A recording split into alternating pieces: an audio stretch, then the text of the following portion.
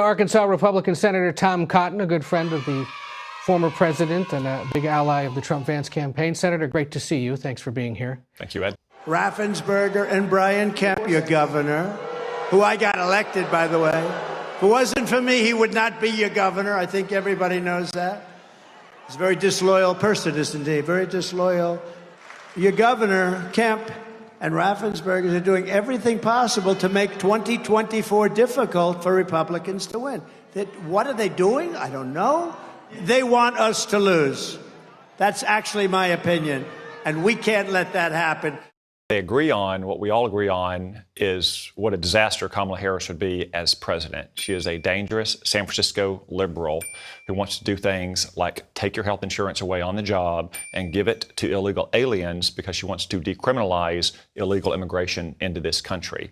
That's just the small tip of the iceberg of her radical views. So obviously they have their differences, but we're all united in the need to stop Kamala Harris, because if you think the last 4 years have been bad for your family, the worst is yet to come if Kamala Harris gets elected president. But remember, she's only been the nominee for 2 weeks now. She hasn't answered a single question, not one single question by the media, Ed. She's only had one single unscripted moment Thursday night at Andrews Air Force Base, welcoming those hostages back. And she served up the kind of incomprehensible word salad for which she's become famous. When she has to encounter the media, and I'm sure you're going to insist that she does, she's going to have to answer for things like why she wants to eliminate oil and gas production in this country, why she wants to ban gas-powered cars, why she wants to confiscate private firearms. So we knew this race was going to be close all along, whoever the Democrats wanted to put up against President Trump. But Kamala Harris has only been the nominee for 2 weeks and hasn't answered a single question. When the American people get a better look at her and her radical positions, I think you're going to see that they don't want her to continue the Biden-Harris legacy. I watched his conversation at the National Association of Black Journalists.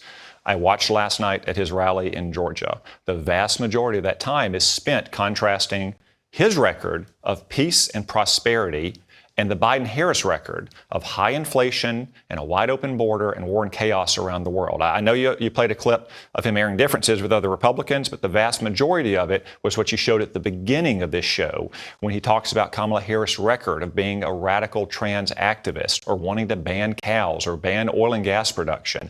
That's where President Trump's focus has been throughout this campaign. And as the American people start getting answers from Kamala Harris, which, as you said, I'm sure you're going to insist upon. You got shamed by the White House last month for having the temerity to ask about Joe Biden's age and infirmity. They're not going to like what they hear. So I think it's incumbent upon the media to hold Kamala Harris to the same standard that every other nominee who earned their nomination has ever been held to. Donald Trump in 2016, Barack Obama in 2008, they all had to go through more than a year of testing at town halls and VFWs and debates because they earned the nomination. Kamala Harris had it given to her. For 2 weeks, she's dodged the press. She can't dodge the press for another 13 weeks. She identifies as a dangerous San Francisco liberal. That's the danger to the American people. Do you agree with the former president that Putin got a better deal here? Well, of course, we all join in the joy for the family and friends of the American hostages that were released. We're always welcoming them back.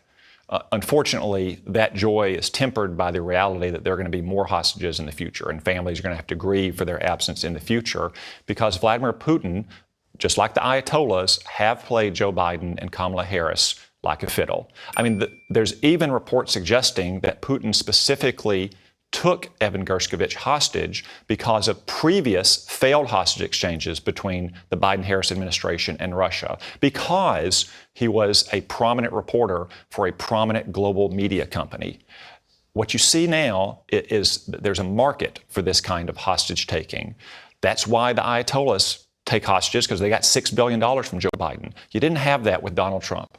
He got more than 50 hostages back to the United States without paying a dime of ransom or having any high-profile prisoner exchange. He also was willing to use our military to conduct hostage rescue missions, another thing that Joe Biden has never done. So, of course, we join in rejoicing at the return of the American hostages, but we have to realize that if Kamala Harris is elected president, it is once again going to be open season on Americans overseas. What would a deal under a Trump administration have looked like? Well, part of the point is that you might not have had these hostages taken in the first place, there's Wall Street Journal reporting that indicates that the Germans went forward with this now because they believe that Vladimir Putin was scared of Donald Trump becoming president again. Again, we don't have to speculate. Guarantee that no American we don't have to speculate what it would look like in the future. For the first time in 100 years, we have the record of a former president to compare to the Biden-Harris administration. More than 50 hostages returned under Donald Trump, not a dime of ransom, and no high-profile prisoners exchanged either. All right, Senator Tom Cotton of Arkansas, it's good to see you.